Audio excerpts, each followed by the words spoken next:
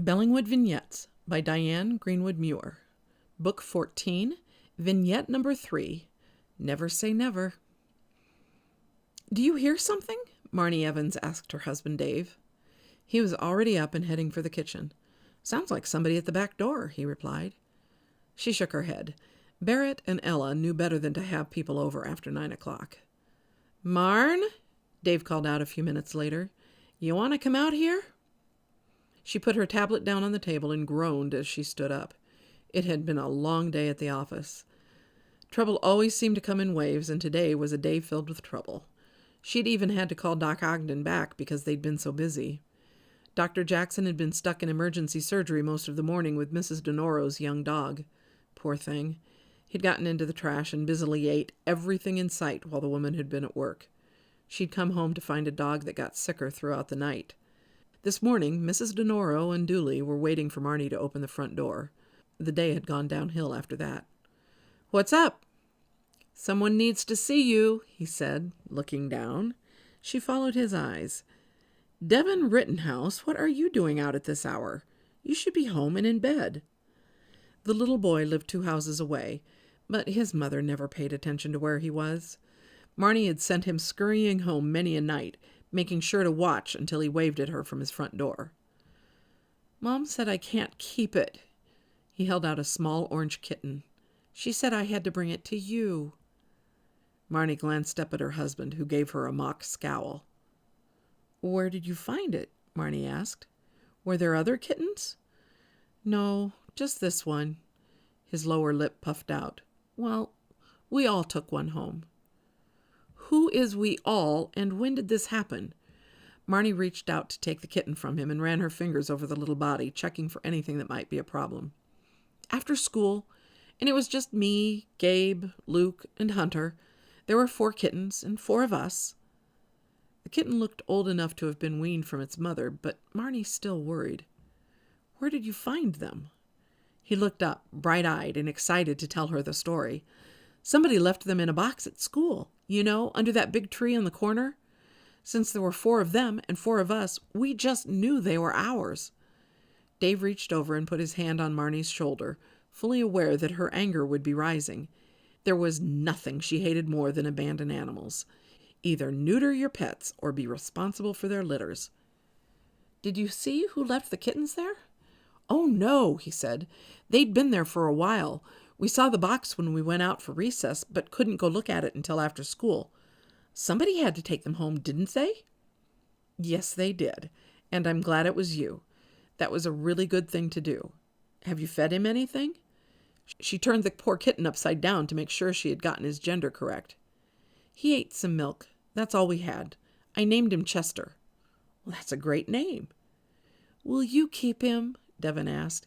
"If I can't have him, somebody nice should." "Somebody nice will keep him, even if it isn't me," Marnie said. "Now, you go on home and tell your mother that he's safe." "Do I need to go outside and watch you walk home?" "No, I'll go. I promise." "Devin," Marnie said. "Yeah?" "When you see your friends tomorrow, tell them that they need to bring their kittens in to see the doc. And if their mothers say they can't keep them either, tell them to bring them in anyway. We want these babies to have good homes, okay?" "Okay, but their moms aren't as mean as mine," Devin said. "Just make sure to tell them what I said," Marnie replied, and stood at the back door as he opened their back gate and headed home. She watched until he crossed into his own yard and then stepped back inside. "Marnie," Dave said. He only needed to say her name. She knew what he meant. "Don't you think it's time? Slim died 2 months ago. This place is lonely without a cat." "We have 2 dogs. We don't need a cat." As if they knew someone was talking about them, Rocky and Groot came racing into the kitchen. Barrett had chosen their names after watching the movie. Both dogs had come into the vet's office one day, a bonded pair. Groot was a Great Dane mix and Rocky a Papillon. They couldn't have been more different. When their owner died, the son brought the 2 dogs in to have them put to sleep.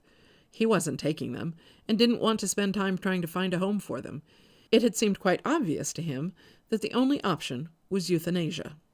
Fortunately, Dr. Jackson had been in the office, and Doc Ogden had been out on a call. Marnie was certain that Mark would have done something unspeakable to the man, but Seth Jackson had asked the man to surrender the animals to him without putting them to sleep. As long as they were someone else's responsibility, that was fine. The man signed them over with no more argument. The dogs had lived at the office for a few days until Marnie couldn't stand it. It had been a couple of years since they'd had a dog in the house. Slim was enough. As the kids got older, they'd gotten busy and hadn't pushed for another pet.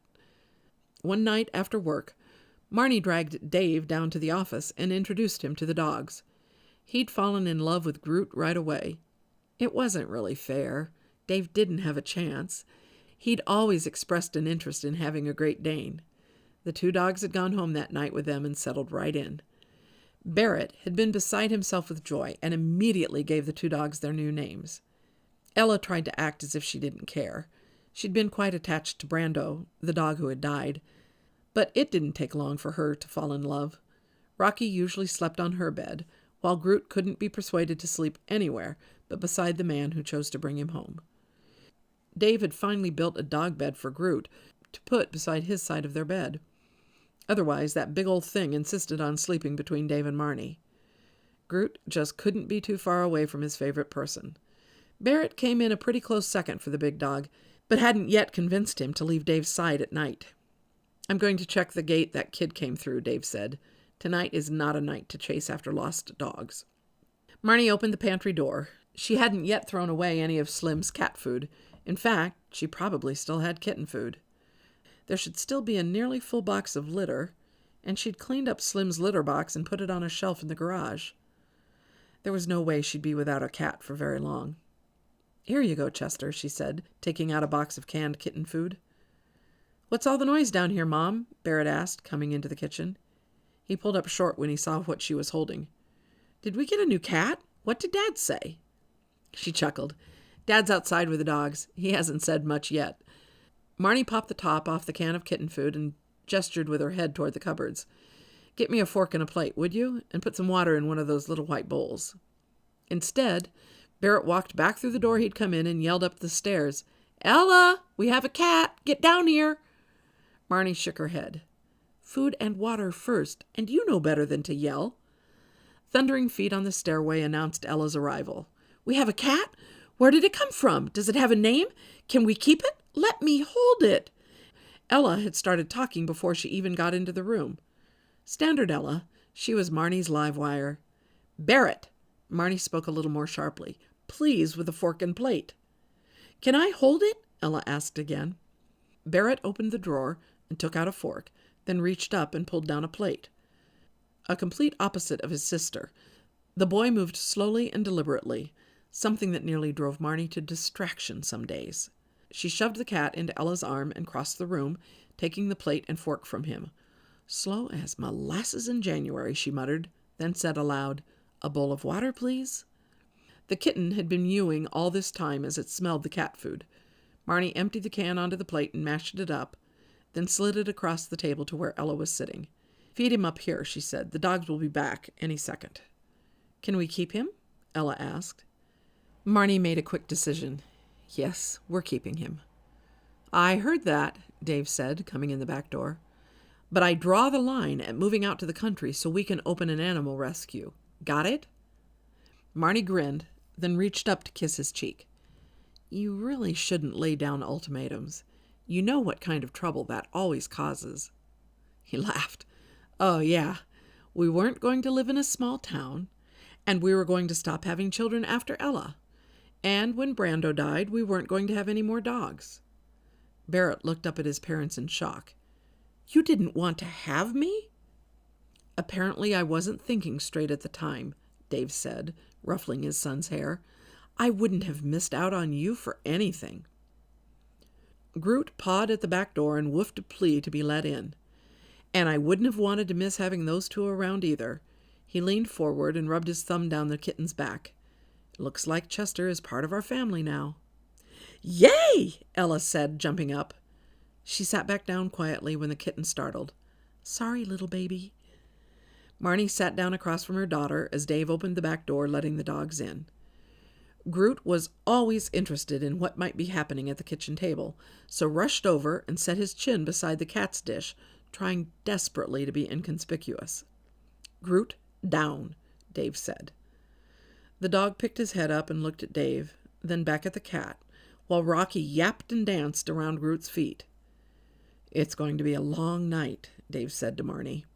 Today had defined chaos, and it looked like it wasn't finished with her yet. Tomorrow would be better. Marnie reached out, and Ella gave the kitten back to her. A satisfied tummy brought on quiet purring as Marnie snuggled the kitten to her chest. She hadn't realized exactly how much she had missed having a cat in the house. A little chaos tonight would be worth it.